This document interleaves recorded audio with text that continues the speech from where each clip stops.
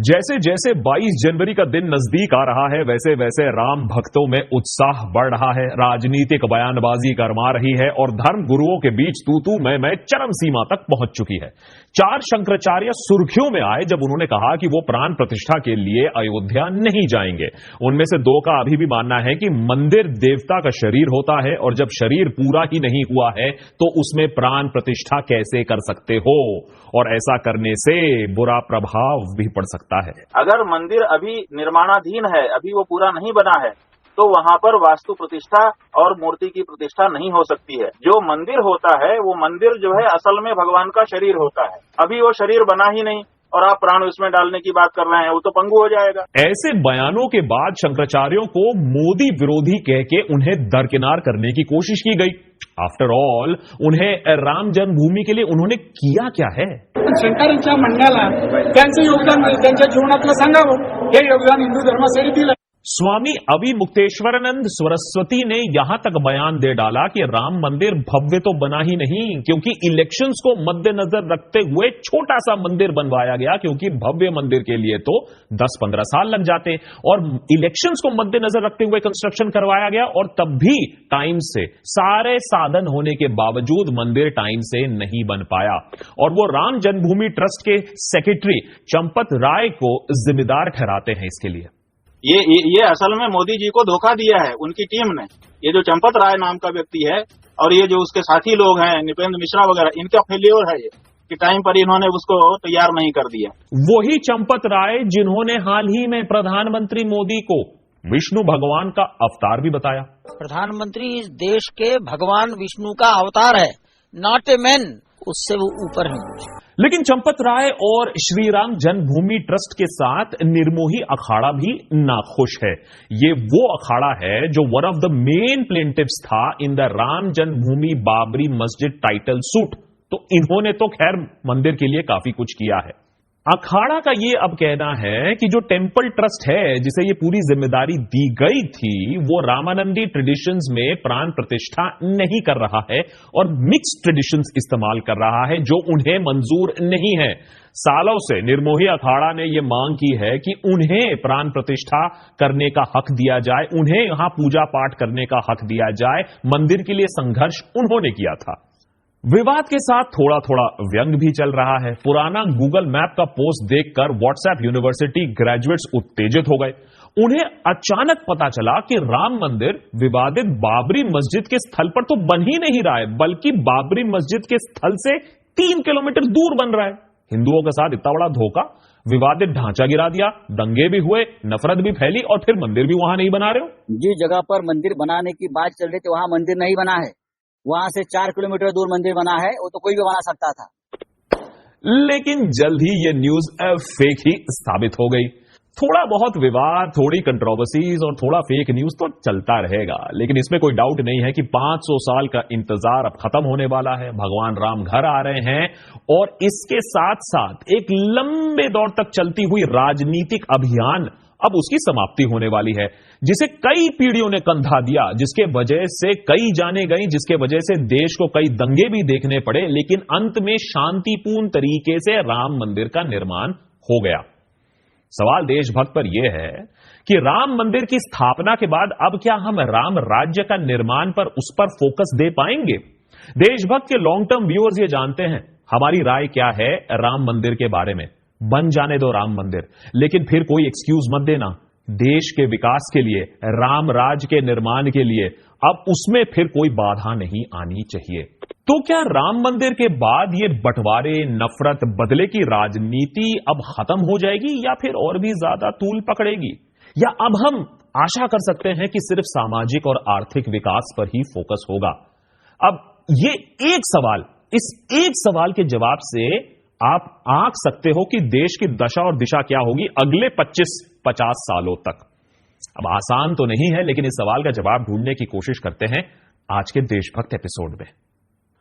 हम शायद इस बात को ज्यादा तवज्जो नहीं देते हैं, लेकिन जब सुप्रीम कोर्ट का यूनानिमस वर्डिक्ट आया टाइटल सूट केस में और विवादित स्थल को हिंदुओं के नाम कर दिया गया सुप्रीम कोर्ट द्वारा, उसके बाद देश भर में कोई दंगा, अरे कोई खून खराबा तक नहीं हुआ था।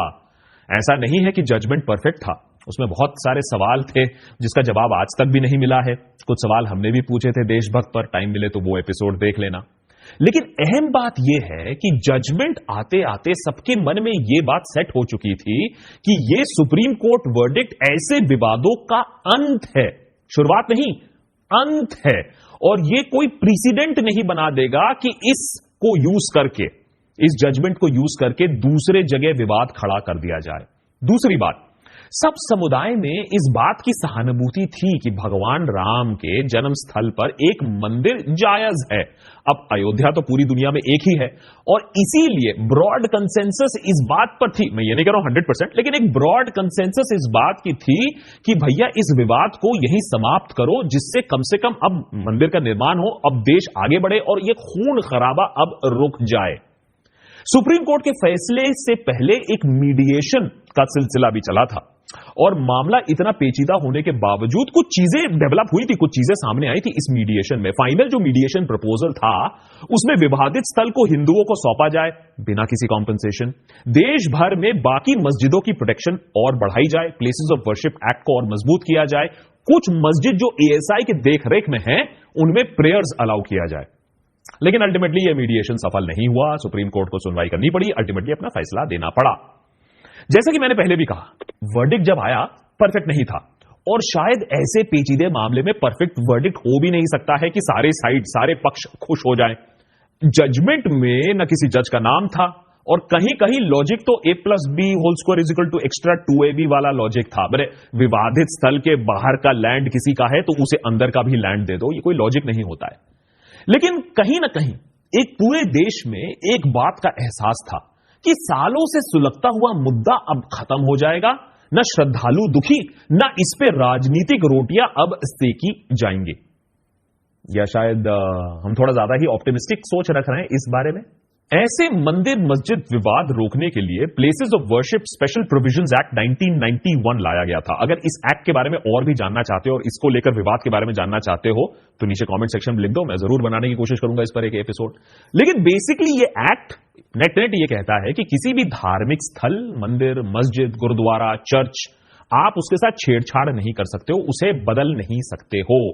लेकिन इस लेजिस्लेशन में बाबरी मस्जिद, राम जन्मभूमि डिस्प्यूट को एज एन एग्जेम्पशन रखा गया था, जो कि सुप्रीम कोर्ट के बाद सुलझ गया। विवादित स्थल को हिंदुओं के नाम करते हुए सुप्रीम कोर्ट ने इसी प्लेसेस ऑफ वर्शिप एक्ट की बात की और इसे basic structure of the constitution से कंपेयर किया। अब ये बेसिक स्ट्रक्चर में आता है या नहीं, ये डिबेटेबल फैक्ट है, इस पे एक लंबा डिबेट छिड़ा हुआ है। लेकिन उम्मीद सुप्रीम कोर्ट ने यही जताई थी कि आने वाले कल में कोई भी सरकार, कोई भी मेजॉरिटेरियन सरकार भी इस एक्ट के साथ छेड़छाड़ ना करे। वर्डिक्ट के समय बहुत लोगों ने, बहुत समुदायों का यह मानना था कि भारत में ऐसे विवादों का अब एंड होगा। लेकिन एक पार्टी थी जिसने इसके बारे में आज तक कोई ठोस आश्वासन नहीं दिया है और अयोध्या में भव्य राम मंदिर बनते बनते अब काशी और मथुरा में भी ढोल नगाड़े बजने शुरू हो गए हैं। प्लेसेस ऑफ वर्शिप एक्ट को खत्म करने की बात भी शुरू हो गई है। दशकों पहले वाला राम मंदिर की मांग, वही साइकिल फिर से शुरू करने की कोशिश हो रही है दूसरे स्थलों पर। ज्ञानवापी मस्जिद के सर्वे के लिए कोर्ट ने मंजूरी दे दी। बिना कोई छेड़छाड़ किए एक सर्वे किया जाए और पता लगाया जाए कि ज्ञानवापी मॉस्क के आस पड़ोस ऊपर नीचे क्या है, क्योंकि वहां वजू खाने में एक शिवलिंग टाइप स्ट्रक्चर मिला था। ज्ञानवापी मॉस्क के बारे में हमने पूरा एक एपिसोड बना के रखा है, उसको देखिएगा कि यह कैसे एक और विवादित मुद्दा बन सकता है। और उसी के ठीक बाद इलाहाबाद हाईकोर्ट ने मथुरा स्थित शाही ईदगाह मॉस्क, उसमें भी सर्वे की परमिशन दे दी। अब लेकिन सुप्रीम कोर्ट ने यह परमिशन को होल्ड पे डाल दिया गया है क्योंकि उसमें कोई लॉजिक नहीं दिखा सुप्रीम कोर्ट को। भव्य राम मंदिर का निर्माण एक लंबे अरसे से चलते आए चेष्टा का अंजाम है। लेकिन क्या अयोध्या के बाद काशी, उसके बाद मथुरा और फिर पता नहीं कहां कहां, क्या इसमें कोई डिबेट नहीं है कि इतिहास में गलत काम हुए हैं? लेकिन देश कब तक इतिहास को बदलने में जुटा रहेगा, बदला लेने में जुटा रहेगा? कितना खून खराबा और हम देखेंगे, कितना समय और इसमें जाएगा। चाहे वो सिटीजन्स हो, चाहे वो विपक्ष हो या चाहे वो कोर्ट हो, संविधान के प्रति हमें थोड़ा सा और रिस्पेक्ट दिखाना पड़ेगा, थोड़ा और अवेयरनेस दिखाना पड़ेगा, ताकि राम मंदिर के बाद हम राम राज्य के बारे में ध्यान केंद्रित कर पाए, ना कि और भी मुद्दे जो हमारे नेतागण हमें फिर उलझा के रखेंगे। एक ऐसे देश की कल्पना हो जहां पिछड़े वर्गों को कुचला ना जाए, जहां उनके घरों पर बुलडोजर ना चला दिया जाए आए दिन। एक देश जहां चीन घुसपैठ ना करे और फिर हम उनसे $100 बिलियन का सामान भी इंपोर्ट कराएं। एक ऐसा देश जहां 80 करोड़ देशवासियों को सरकारी राशन पर जिंदा ना रहना पड़े, उन्हें नौकरी और उन्हें परिश्रम का अवसर मिले। एक ऐसा देश जहां गैंग रेपिस्ट को फूलों का हार ना पहना दिया जाए और जेल से रिहा ना कर दिया जाए, जहां गरीब का कर्जा उनकी जान न ले ले जबकि अमीर विदेश फरार हो जाए। एक ऐसा देश जहां लफ्ज आजाद हो, एक ऐसा देश जहां छोटे छोटे पूंजीपतियों को भी वही सुविधा मिले जो बड़े बड़े को मिलती है। राम राज्य आर्थिक और सामाजिक दोनों के निर्माण में अभी बहुत कार्य बाकी है और एक क्षण भी अब व्यर्थ करने के लिए हमारे पास नहीं है। मैं तो यही कहूंगा कि 23 जनवरी से ही इस राम राज्य का निर्माण हमें करना शुरू होना पड़ेगा। लेकिन क्या ऐसे राम राज्य की कल्पना हम कर भी सकते हैं या यह भी विशफुल थिंकिंग हो गया है? क्योंकि हो सकता है कल नेतागण फिर से श्रद्धालुओं को डराए, उनको धमकाए, उनको ललचाए, उनको भटकाए। हो सकता है ऐसा हो, बहुत ज्यादा ही चांसेस हैं।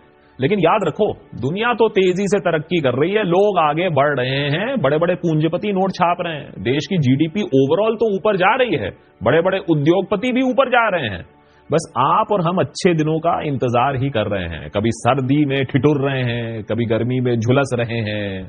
हो सकता है कि हमारी भी भगवान कभी सुन ले और एक ऐसे देश के निर्माण की तरफ जाएं जहां भगवान राम भी उसको देखकर प्रसन्न हो।